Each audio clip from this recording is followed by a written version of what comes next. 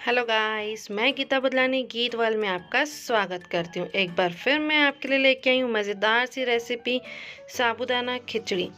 हाँ, हम लोग साबूदाना तो हर कोई बनाता होगा, पर हम उसमें कभी ऑयल ज़्यादा डालते हैं तो कभी हमारा साबूदाना पक जाता है, तो कभी हमारा साबूदाना जल जाता है, कभी चिपक जाता है।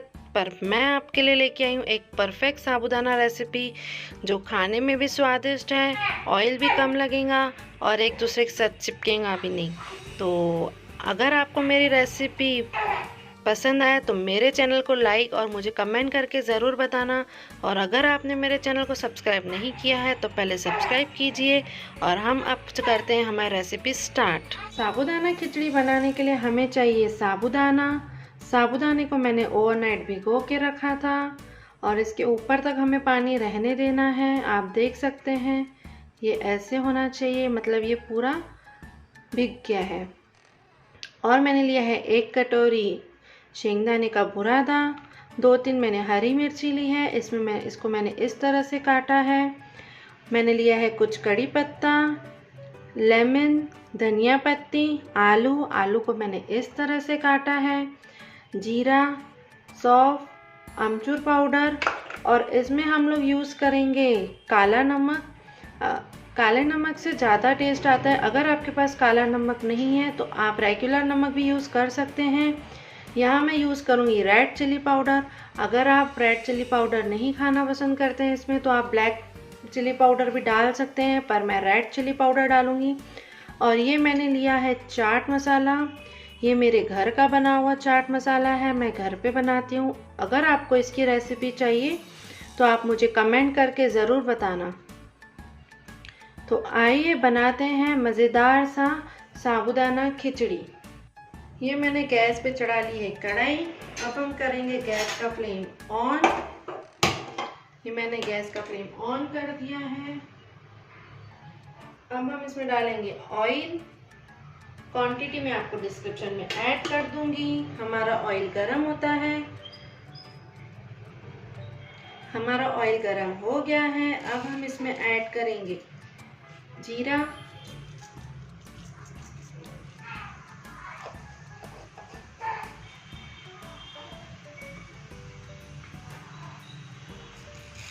सौंफ,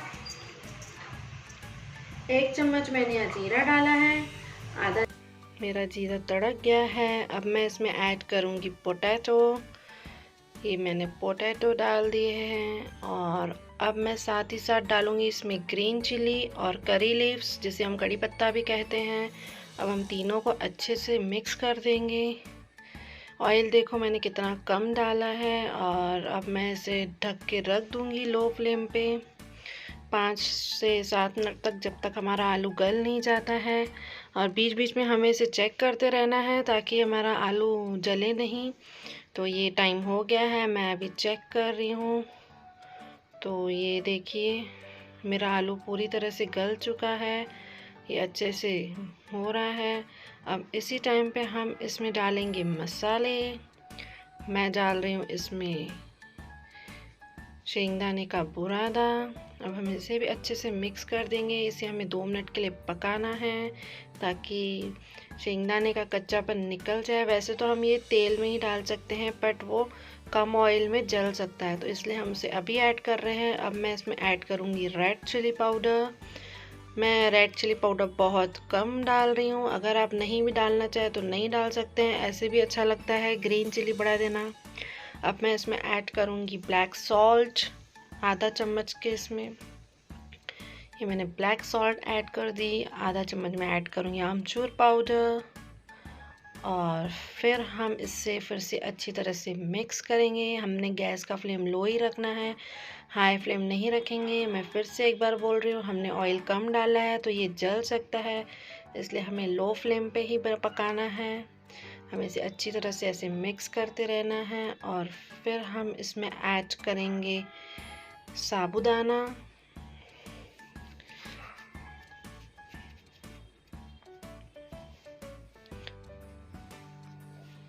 हमें गैस का फ्लेम लो ही रखना है। अब हम इसे भी अच्छे से मिक्स करेंगे, हाई फ्लेम नहीं करना। ये देखिए हमारे साबूदाने अच्छी तरह से मिक्स हो गए हैं, पर इसका ये मतलब नहीं है ये पक गए हैं, अभी भी ये कच्चे हैं।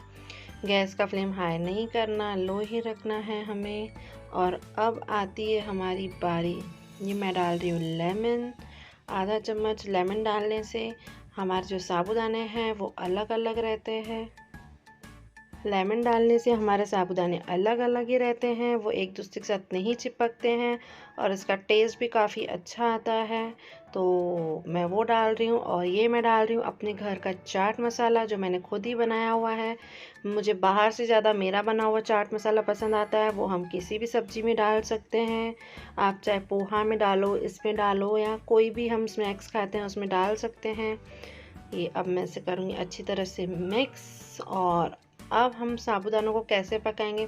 बाहर जब हम लोग खाते हैं तो आप देखते होंगे कि वो स्टीम देते हैं साबूदानों पर, वो नीचे से स्टीम देते हैं। हम इसे ऊपर से हमने एक प्लेट रख देनी है। प्लेट थोड़ी सी गड्ढे वाली होनी चाहिए। फिर हम उसमें डालेंगे पानी। गैस का फ्लेम हमें बिल्कुल लो रखना है और हम इसे 2 से 3 मिनट तक इसमें रखेंगे लो फ्लेम पे। और अगर हमारे नहीं पकते हैं 2-3 मिनट के बाद हमें चेक करना है। अगर ये नहीं पक रहा है तो हमें फिर से इसी तरह से रखना है, और पक गया है तो फिर हमें इसे निकाल देना है। पर 2-3 मिनट के बाद हमें इसे चेक करना है, नहीं तो हमारा साबूदाना नीचे से लग सकता है। हमारा साबूदाना नीचे नहीं लगना चाहिए। अगर वो लग जाता है तो फिर जला हुआ टेस्ट आता है और मज़ा भी नहीं आता है। तो अगर हम इस तरह से बनाएंगे आप साबूदाने, तो मैं आपको गारंटी देती हूँ आपके साबूदाने बहुत ही लजीज बनेंगे। ये मैं चेक कर रही हूँ 2-3 मिनट के बाद, लगभग 2-3 मिनट के बाद पक ही जाते हैं, क्योंकि हम उसे जो हमने भिगाया हुआ होता है वो बहुत ही ज़्यादा अच्छे होते हैं, तभी सॉफ्ट ज़्यादा हो जाते हैं।